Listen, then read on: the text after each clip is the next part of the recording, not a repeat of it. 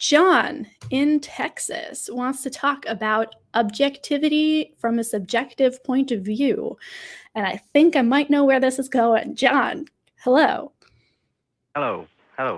Yeah, I just wanted to ask, like, your point of view or thoughts on how a subjective mind, which is people, can claim to use a scientific method and then have an objective perspective. Mm-hmm. Like, Well, yeah, that's it. John, I feel like I'm jumping Yeah. in first here. No problem. Well, I mean, you're touching on a question that a lot of people have thought about for a very long time. And I would go back to Descartes, who had this sort of like horrific journey that he took where he sort of came to the conclusion that he's not certain that you can know anything for sure. And so he started to doubt absolutely everything, including his own perception, his own beliefs. Is the reality that we think is real even real? That was Descartes' problem. And eventually he landed in this place where he realized, well, I'm aware, I'm thinking, and that I'm certain of. And so he, there's that famous phrase, I think, therefore I am. And that's kind of how he got himself back up on his feet, and he built on that. And so I think one of the people that I've studied a little bit is a philosopher named Immanuel Kant. And he studied this same problem, and his opinion was basically like, we can't be sure that what we experience is real and what we know is genuine, but we have to at some point make a decision as to how we're going to live our lives practically. And so there are certain things that we can take as maybe not certainties, but good enough, close enough. And I think Kant called that something like practical reason. If anyone knows better, feel free to correct me, but it was something like that. And so that's kind of how I see the answer to this question is while technically it is true, we can't be sure that our lives are not being lived out as a brain in a vat that's just being fed sensory data, right? We can't be sure of that, but we might as well, we have to make decisions somehow on how we're going to live our lives. And so more or less, we just live our lives with the assumption that our experiences are generally real. What do you think about that, Vi? Well, I know where I want to jump into, but John, how are you feeling about this? I feel like he's avoiding the question. He's just going on to a lot of philosophical stuff. And basically, what I heard you say was, yeah, we can't be sure of anything, but I just choose to believe in science. I think what, if I were to sum it up, it's that we can't be sure that our experiences and our perception of reality is real, but we have to accept something at some point. And so we have to sort of start with the assumption that it is real and genuine. You mean, well, I think a better way to say it is we have to start with what we can understand, right? That would be a better, because of the whole I think therefore I am. He starts where he sure, yeah, himself, which is you could say it that way. Sure. I would want to say I go on to say about before what's name answers the question. I want to say, like, my point in saying that we have a subjective mind and scientists are trying to claim to have an objective view, that starts getting into the realm of, what is that called? Confirmation bias, because so the scientific method. Well, here's the thing. And ideology. Okay, go ahead. John, here's the thing, and I like where you're going, because you're kind of on the right track, and I just want to bump you over so that we're all on the same page here. You're right. There is the consideration of confirmation bias here, but we need to make the distinction here between confirmation and confirmation bias, right? One is a thing that we want, and one is, we're relying too much on a thing or maybe excluding other things. Now, here's what I want to kind of present to you. Going off of what John said, my co-host name is also John, by the way. Going off of what John said, we have to understand at a basic level that we only have access to what our brains can process, right? And we need to make sure that we are acting as closely in accordance to reality as possible. That might not mean 100%, but that could mean 95%. And we want to get as close to that as possible. So the good thing about the scientific method and science in general is that they fully are aware and understand and make assumptions that we are all subjective people who might be making mistakes, who might not be doing things correctly, who might be suffering from confirmation bias. So what they do, the scientific method, is about getting as objective as possible a result from as many subjective people as possible. So there is incentive to disprove things. So if you were a scientist and you came to me and you said, I think that this chemical does this thing, and that's my hypothesis, I am actually incentivized by the rest of my community to disprove you. So I'm going to do my best to disprove you. And that's how the process works. And if I can't disprove you, then I say, you know what? I think you're right. I think that this chemical does do this thing. And then we present our findings to other scientists, and then they try to disprove it. So at every step along the way, subjective people are understanding that they are subjectively looking at something. And as many times as possible, they want to prove this thing to be as objectively true as possible. So yes, it is tricky to do something like science with subjective individuals, but the whole process of doing science is specifically to weed out as much subjectivity as possible. That might not mean 100%, but we can get up to 95% that way. Does that make sense? Well, I agree that, science is supposed to be that, but historically, if you look at it and in reality, science, there's a lot of flaws to science just because of the fact that it's made by a flawed, people. As anything is. I kind of agree with what you're saying. I guess that's it. I don't have. I've got a question for you, Jon, if you don't mind. If you find yourself suspicious of science and not wanting to trust it, what do you feel like is more reliable? It's not that. No, I believe, that there are great people in the past who have set up a system for us to learn how reality works. And that's what we call science today. But all I'm saying is I don't have a problem with science. I have a problem with people misunderstanding what science really is and how it works. Well, we're on the same page there. Sure.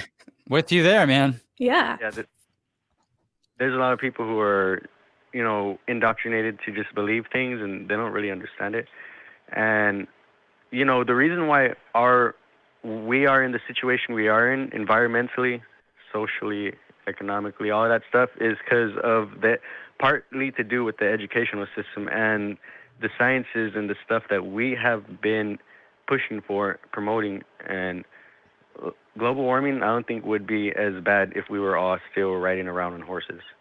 The industrial revolution and all this stuff to happen. Yeah, but scientists try to be like, oh yeah, this is good, this is betterment, this is good for everybody, and everybody agrees with it until 100 years later, they're like, yeah, those guys were retarded. Oh, sorry, I didn't mean to say it. Those guys were dumb. They didn't know what they were doing. And everybody disagrees 100 years later, even though there was half of the majority of the population was saying yo, this is wrong. We shouldn't do this. But people it's easier to destroy than to create. And the empires throughout the histories, they get the people's technology, they destroy their civilizations, and then they just say, we are the modern people, we did this all, everyone else are savages, and they didn't know what they were doing, they were just living in sticks and stones. Try to show me some evidence. That's what they say. They're like, show me evidence for your people being not civilized. That's okay, it. so I'm so conflicted because I 100% agree with half of that, and then I want to push back on the other half. I think there's we're in 37 jumping off points there. Right. No, I fully agree that there are problems in prioritizing certain technology and putting our worth as people on the technology that we have and assuming that people with more technology are somehow, just smarter and better people. So yeah, I agree fully with that social kind of awareness there. I think we're on the same page. I think the thing I want to leave you with, Jon, and I think we're more on the same page than we assume, is that 200 years ago, during the Industrial Revolution, people were working with the best knowledge they had at the time. They didn't understand what, global warming would be like. They didn't understand climate change. And there's no way that they could, right? Science had not progressed up until that point. So the very fact that, Jon, real quick, the very fact that we can look back at that 200 years later and say, oh, I see where we went wrong. I see what the mistakes were. Now we know all of this other stuff. Kind of is proof in the pudding, right? That science does work and that we can grow our knowledge and what is good for the planet based on the scientific method. No, it's not true, because the natives a long time ago were saying like, yo, this isn't good for our environment. We need to be in tune with the planet. We need to take care of it, this and that. Ever since this place got colonized, there have been indigenous peoples trying to fight for the land to keep it how it is. But, people want to say progression is more important than whatever the hell they try to say. Then okay, fair. Actually, that's a fair point. Sure. Yeah, all I'm saying is people in the past have said it. And even now, today, there are still oil being drilled and telescopes being put up in, what is it called, Hawaii. They're still trying to do a whole bunch of quote unquote scientific, advancements to places where a lot of indigenous people are like, yo, cut this shit out. Like, look at where the planet is at. Look at what you're doing. I want to end on this note that the Bible it has a lot of deep truth in it, and I know it's also flawed. I'm not going to be one of those people who says it's perfect. This is God's word, and if you don't have this, then you don't know you don't know what reality is. I'm not going to say that. There's prophecy that has been fulfilled. One of them is no one's going to be able to sell or trade without the mark of the beast. And now with this whole wow, okay, hard left turn there. Wow, okay. Yeah, it's coming on. It's all coming. This call's been an adventure, Jon. This has taken us on a journey, Jon, and I want to get into that. I want to have the time to get into that. We do not have the time today. I agree. So please call back. Like, this would be such a good call to take. So next week, call back. Let's talk about the mark of the beast. Okay. I will. Okay. Bye. Okay, bye.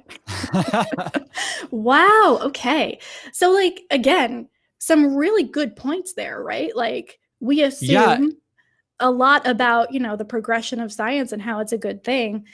But there is this counter narrative of people saying, this is going to be bad, and sure, fully being, Yeah, I mean, the thing that I kind of want, there was so many different places we could have jumped in and things we could have addressed. One of the things that struck me when he was talking is that I sort of hear this narrative sometimes that the way things used to be is automatically better. And I don't think that that's true, because it's very difficult.